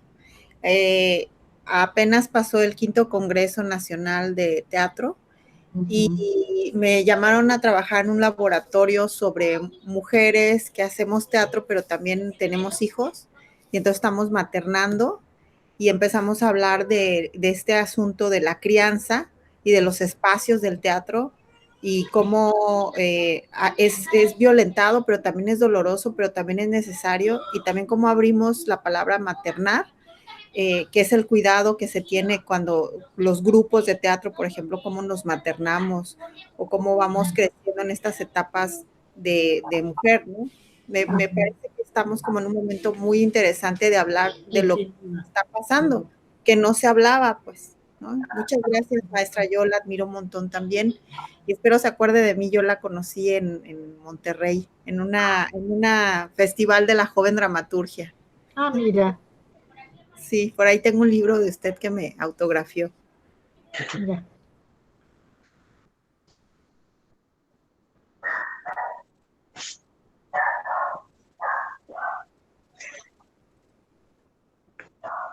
Pues yo retomaría un poquito, hace rato hablabas de la importancia o el interés que tenías como de, ya estudié teatro, esto ya, yo quiero agarrar otras cosas para poder seguir construyendo alrededor de eso y en ese sentir me parece muy importante esta posibilidad, que luego a mí, por ejemplo, me alejó bastante de por un tiempo de leer dramaturgia, porque pues ya los que leía me generaban eso, ¿no? Una cosa como de comodidad y de que ya miraba la misma estructura en todos, porque nada más intentaban hablarme desde el discurso del teatro, y empecé yo digo, yo casi no escribo, bueno, sí escribo, pero escribo para la escena directamente, Ajá. muchas veces junto con mis actores, pero tuve la necesidad de voltear la mirada a otro tipo de literatura y otro tipo de trabajos, como trabajos plásticos o hasta otras disciplinas que aparentemente no tendrían nada que ver o nada que aportar a la creación escénica, pero que a mí me ayudaron a construir nuevas maneras de acercarme a ella. No sé si tú nos pudieras compartir algo de ese acercamiento a las otras disciplinas o a los otros elementos que decías un poco hace rato. Bueno, esa es una elección personal, los libros de los cuales uno se rodea, ¿no? Por ejemplo, yo tengo la sorpresa ahora que me regalaron un libro viejo ya ¿cómo se llama este hombre de ustedes, mexicano? Muy llamado, muy...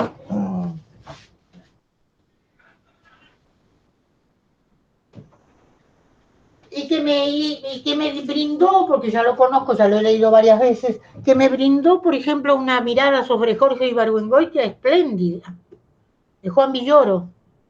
Por ejemplo, en este libro, que ahora me regalaron hace unos días, porque ya me dijo mi amigo, tengo dos, te regalo uno. Me pareció muy bien. Se llama De eso se trata. El primer ensayo es sobre Shakespeare. Entonces, fíjate cómo esto me enriquece a mí en mi propia profesión, porque tengo la mirada de un ensayista que no es precisamente teatrista. O, por ejemplo, George Steiner, ¿no? Lo habrás leído. Las tres Antígonas de George Steiner es espléndido. Yo creo que tú me las hiciste fotocopiar, Mario, ¿no? ¿De dónde me viene a mí? Yo tengo la fotocopia de las George probablemente sí, de Steiner. Sí, las tres Antígonas. Y todo lo que él habla del lenguaje y silencio, por ejemplo, todo el trabajo que hace George Steiner a propósito de la lingüística, a mí me parece fascinante, a mí me aporta mucho.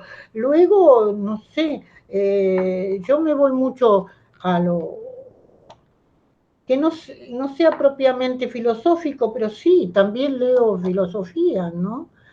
También hice un curso sobre Heidegger y también me aportó para lo que yo escribo muchísimo, ¿no? El camino en el bosque, el estar ahí, toda esta cuestión. Ricoeur, por ejemplo, es fascinante en Sí mismo como otro, un libro que nos aporta muchísimo esta posibilidad de qué es el sí mismo. ¿Es el otro o soy yo? ¿Qué es el sí mismo? Es fascinante. Yo me dedico mucho a una lectura muy sui generis, diría yo, llegado a este punto, porque ya estudié, ya hice los cursos, ya trabajé sociología, y sin embargo siempre me falta. Por ejemplo, ¿cómo es tu nombre? Víctor. Sí, Víctor.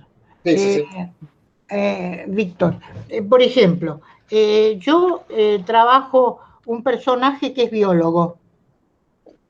¿Qué hice? Me reuní con biólogos y me saturé, pero nos lo pasamos regio, ¿no? Un grupo de biólogos que se vinieron a venirse a mi casa y a tomar y a charlar, a platicar sobre la biología, que los musgos, que no sé qué, y yo anotaba y anotaba. El personaje es biólogo, habla como un biólogo, mi personaje. Mi última novela, no la de Alfonso Reyes, que me tragué todos los diarios de él, mi última novela, ella es una forense. ¿Sabés lo que hice? Estudié tafonomía. Estudié todo lo que hacen para tomar un cuerpo, reconocerlo, los huesos, las dimensiones, todo, todo. Claro, cuando son aportes, yo leo de acuerdo a mis necesidades escriturales y también a mis necesidades humanas, porque yo necesito diversificarme, necesito divertirme, ¿no? Es una palabra que no usamos en esta plática. Hay que divertirse, hay que jugar. Y hay que jugar con lo que uno no conoce. Hay que entrarle a lo desconocido, no a lo que ya conozco. Lo que ya conozco ya está. Víctor, vos sabés de pintura, vos sabés de escenografía, eso ya está. Sí, está muy lindo un libro de Kokoschka o de alguno de los grandes escenógrafos, ¿no? Está muy bien ver, pero más ver que leerlos, ¿no? En todo caso, ver sus plantas, sus modos de construir un escenario diverso. Y yo soy una enamorada de la vida. Chicos, yo tengo 82 años, ¿no? Y la vida me encanta. Y estoy muy bien y muy contenta. ¿Por qué? Por todo esto que les digo. Porque a mí la vida me interesa. Y la capacidad de asombro no se me cae nunca.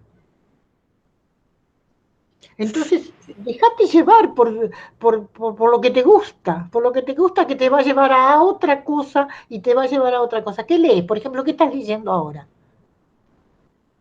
Ahora mismo, Rayuela. En este periodo, ¿qué estás leyendo? Rayuela. Muy bien.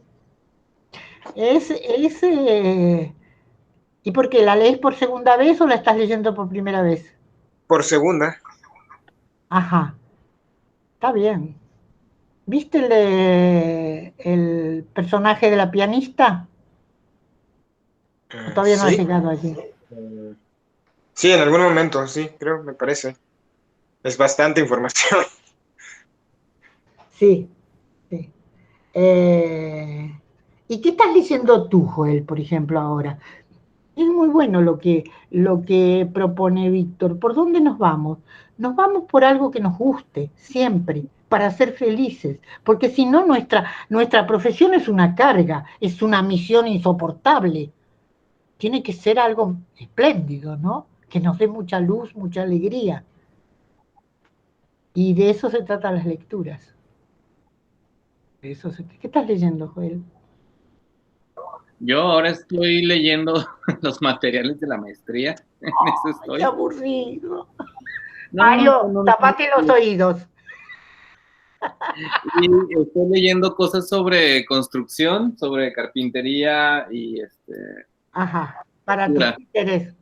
Ajá, estoy en eso. Bueno, pero esa es la clavadito. profesión. Esa es la profesión. Cuando yo pregunto qué estás leyendo, no me contestes nunca con libros de la profesión. Eso va de suyo. Los libros de la profesión ya sabemos, los tenemos que leer, los tenemos que rever, tenemos que estar al día, etcétera, etcétera, etcétera. Pero ¿qué nos alimenta? Los libros de la profesión son los libros de la profesión. Nos enriquecen para nuestros procedimientos, pero no son esos los más importantes. Lo más importante es Rayuela o lo que se te ocurra. Lo que se te ocurra. Eso es lo más importante. ¿Qué estás leyendo? Sí, en este momento no estoy leyendo cosas de ficción, no. Ahorita estoy en la parte técnica. Está bien. Yo he vuelto a la ficción porque la abandono por tiempos. Me gusta mucho el ensayo. entonces la abandono a la ficción, y de pronto vuelvo a la ficción y digo, ah, caramba, lo que me perdí. Oh, qué insoportable esto, según lo que agarre. ¿Tú, Mariana, qué estás leyendo?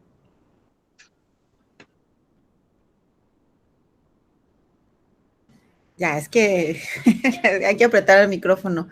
Yo estoy leyendo un libro que me regalaron, que es parte de la profesión, sí, pero es un texto que tradujo un amigo que se llama Humberto Pérez Mortera, de una compañera francesa que escribe sobre maternidad. Entonces se llama, dice, un personaje para... son personajes que tienen que ver con maternidad. Uno es sobre su hija, otro está hablando sobre su madre y el otro todavía no llegó a ese. Pero me gusta mucho las traducciones que hace de los textos que elige Humberto porque parece poesía, parece que uno está leyendo poesía. Y estéticamente te complace. Exacto, es porque además uno le da al lector, y como también lo pienso como directora. Pero para entender la maternidad tendrías que ver otros puntos de vista, no el de las madres. Yo no soy madre, elegí no tener hijos, por ejemplo. Yo me elegí a mí, primero yo, y me elegí a muerte, y contra viento y marea, y como fuera. Pero hijos no, yo no, hijos no, por ejemplo. Hay muchas como yo. Yo no tengo el más mínimo visión maternal de ningún tipo. Nunca sentí nostalgia por no tener hijos. A mí me decían, es que se te va a terminar la menstruación, se te va a terminar el ciclo y no has tenido hijos, ¿qué vas a hacer? Yo no tengo esa ausencia. O sea, no todos somos iguales. No todas las mujeres somos madres. Y eso es lo que tendrías que leer.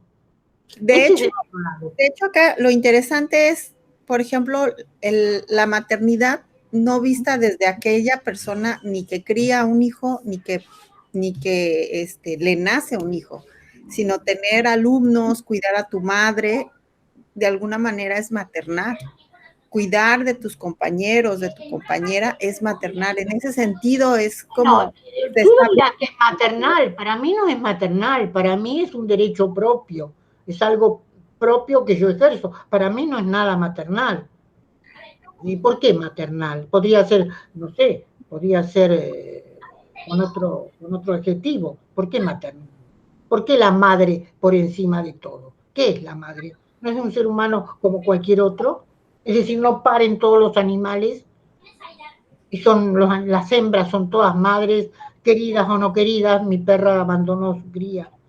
Hay que contradecir esas visiones absolutistas, ¿no? La madre como ejemplo de qué.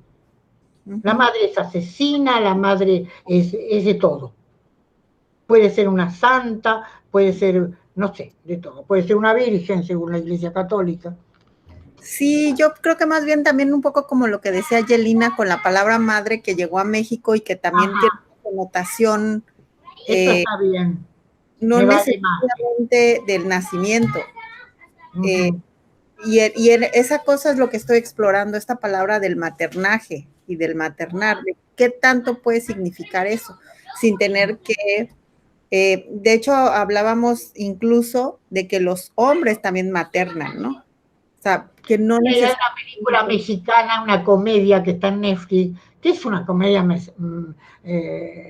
comercial terrible, pero el que quiere el hijo es el padre, y me encantó, nada más que por eso. La mujer dice, no, yo no quiero tener hijos, y el padre está enloquecido por tener un hijo. Eso me parece muy interesante, ¿no? Esa vuelta de tuerca, esa desmasculinización, ¿cómo diría? De construcción, social, ¿no? Sí, y hablábamos de eso, de cómo la palabra, si le quitamos la parte colonialista, esa absolutista, se vuelve un signo muy importante, pues. Y las diferentes visiones, ¿no? Yo sí tengo hijos y yo elegí tenerlos, ¿no? Claro, y a mí me parece muy bien que uno pueda elegir o no elegirlo. O sea, claro. Me parece que eso no te hace ni mujer ni nada, o sea, simplemente es una elección, pero además es una elección y decisión personal que también se comparte con una pareja y puede ser que no se comparta con una pareja, ¿no? También. Que se viven procesos diferentes, entonces... todo eso es de lo que estamos hechos. Y ¿sí? eso es lo que tiene que aparecer en la dramaturgia. Y a mí, el texto, ¿no? El contraste. Reflexionaba que cuando yo tuve a mi primer hijo estaba en la licenciatura, estaba en clases y mis compañeras y compañeros se volvieron parte de la crianza de ese niño y entonces maternaron conmigo. O sea, lo hicimos en tribu sin pensarlo, pues porque ahí estaba. Entonces son como cosas que yo estoy viendo también en una cuestión política, una cuestión de la biopolítica, el asunto del cuerpo, y bueno, por ahí va. Necesitas otro tipo de lecturas, te recomiendo. Contradecirte. Lo que dije al principio, matar las opiniones de los demás, pero sobre todo matar mis propias opiniones para recuperar lo que realmente es genuino y no impostado o propuesto por una sociedad, por un grupo o por una familia. ¿No? Muy importante. ¿Algo más que quieras decir tú, Joel? Alan desapareció de nuestras vidas. No, le andaba fallando su computadora. No es que no alcancé sus expectativas. No, Pues, esto de problematizarse a uno mismo me parece fundamental, como dices, ¿Verdad ¿no? que sí? Es todo el tiempo. Yo siempre parto mis montajes de problematizar lo que yo sé para tratar de descubrir algo nuevo, ¿no? Claro, claro. Yo siempre a mis alumnos, a mis amigos, no sé, yo siempre digo, sacarse de delante, ¿no? Es como que nosotros vamos con nuestra figura aquí delante que nos tapa el mundo. Derribar mi figura para mirar realmente, para observar. Derribar mis creencias o mis certezas o lo que fuere. Derribar todo eso, porque es la única manera de crear. Entonces sí, vamos a poder alcanzar ciertas grandezas, ¿no? En la escritura. Muy bien, Víctor, eso es, por ahí va. sí, a mí me llama mucho la atención es la cuestión sobre la libertad y hablar sobre caminos de paz, o sea, cómo podemos construir la paz o hablar de la paz a través de nuestros textos, incluso mostrando... su contraste. Exacto. Entonces, en México, aunque digan que no vivimos una dictadura, Vargas Llosa lo describió perfectamente con lo de la dictadura blanda. Y traigo ese tema en la cabeza en cuanto a política y veo otros lugares y realmente no estamos lejos. La única diferencia es que en Argentina se institucionalizó, en Cuba también, pero en México como que está esa dictadura, cuando alguien se sale del huacal, sale, la agarra y lo aplaca y otra vez todo el mundo hace como que no pasa nada. Y me parece más terrible aún y más salvaje todavía. O sea, el dictador no tiene una cara, no tiene un apellido, sino son muchas redes muy complicadas que coexisten. Ahí la paradoja es que es una paz que está impuesta, ¿no? Claro. La imposición de la paz. Entonces, ¿cómo puede ser paz si está impuesta? No puede ser paz, claro. Sí. Es como la paz y la libertad que manejan en Cuba. O sea, ya se habla de paz y de libertad y pues no hay ni una ni otra. ¿Dónde crees que hay libertad realmente? La libertad está acá, en nosotros, en nuestra cabeza. Puedes tener millones de dólares y... Es como el amor, ¿no? Tienen que ver. Ajá. ¿El amor existe? Hasta acá. ¿Detrás de qué vamos? Yo creo que el amor es una decisión. Es mi opinión. Bien, Mario, ¿quieres terminar de alguna manera coherente, correcta y oportuna? Pues mira, Pues sobre todo agradecerte todo esto que has dicho, que es un gran resumen de muchas de las clases, que además, clases formalmente creo que me diste 2 o una, ya no recuerdo. Son esas, Claro, yo no les di clase. Sí, me diste un clase en un taller, aquel taller primero que en Monterrey, cuando todavía no vivías en Monterrey, y que lo organizó Luis Martín, ¿no? Aquel curso, ¿no? Y luego en la universidad, ya un curso en el que creo que nada más estaba yo inscrito. Éramos tú y yo en clase. Porque, bueno, creo que era de adaptación o algo así, de textos teatrales, o una cosa así. El caso es que, bueno, más bien estas clases habían sido contigo, ¿no? O sea, en esas conversaciones que teníamos en la sala de tu casa, ¿no? Con los demás compañeros, o a veces tú y yo nada más, sí, y ahí es donde aparecían estas clases, ¿no? Fíjate que que es qué donde interesante lo que decís, porque los otros días Luis Mario Moncada me manda un mensaje y yo le digo algo así, sí, claro, ¿te acuerdas las reuniones de dramaturgia con Chucho González Ávila, con Tomás Gurtuza, con toda esa gente, ¿no? Y me dice, no, lo que yo recuerdo son las tardes en que nos reuníamos. Yo me quedé como fuera de lugar, ¿no? Y ahora que tú dices las conversaciones, claro, claro. Son las más sí, o ricas. sea, las clases fueron esas, realmente, ¿no? O sea, la conversación, los talleres en tu casa y donde, donde me molías a palos metafóricos en esa crítica que solo tú sabes hacer y que no, porque no es destructiva, pero es fuerte y y te sacude y dices, claro, creo que eres alguien que ayuda a que nos confrontemos con nosotros mismos, ¿no? Eso es creo que tu gran sabiduría de maestra y que la haces a veces de manera involuntaria, la haces a pesar de ti. Entonces, ¿Me permitís que cuente la primera anécdota que siempre tú también la cuentas, pero déjame contar claro, a mi manera? Entonces, claro. estamos en ese seminario que dice, el primero donde yo conozco a este muchachito. Entonces el muchachito me trae una dramaturgia y me dice algo así como, todos me dicen que es una maravilla o que está muy bien, pero yo no sé, a mí me parece que no. Algo así me dijiste, ¿no? O que no te gustaba, o qué sé yo. Yo esa noche, porque soy una entregada así obsesiva, me leo toda la obra y al otro día se la devuelvo y le digo, es una porquería, o es un mamarracho. Debo de haber dicho es un mamarracho porque yo siempre digo mamarracho. Es un mamarracho. Es un mamarracho, pero vas a ser un gran dramaturgo. Eso te dije en la primera clase, en el primer momento de conocimiento. Pero tú vas a ser, no sé si dije grande, tú vas a ser dramaturgo, sin duda. Sí. Sí me dijiste, pero es un mamarracho, pero aquí... ¿Cómo? Aquí hay un dramaturgo, me dijiste. Aquí me hay dijiste, un pero aquí hay un dramaturgo. No sé, no. Exacto. Ahí muy enterrado, muy escondido todavía, pero...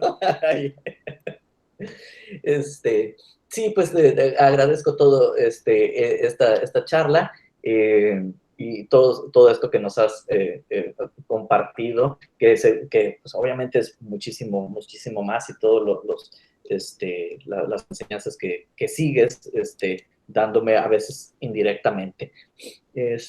Y bueno, pues recordar todo esto, compartirlo con los demás, para mí ha sido, híjole, enriquecedor, pero también conmovedor, nostálgico. Entonces... Sí, porque ustedes vienen a ser mis nietos, ¿se dan cuenta? Es obvio, ¿no? Qué lindo. Y te lo agradezco mucho, Mario. Te agradezco mucho esta invitación, conocer a tus alumnos, conocer lo que piensan, cómo son, y este momento orgánico y verdadero que tuvimos, por lo menos desde mi punto de vista, como yo lo siento. Muchas gracias. Sí, y ojalá que pronto pueda ser, cuando termine toda esta cosa, toda esta locura, pueda ser presencial como debe de ser. Bueno, muy bien. Venga, te traeremos. Gracias, Coral.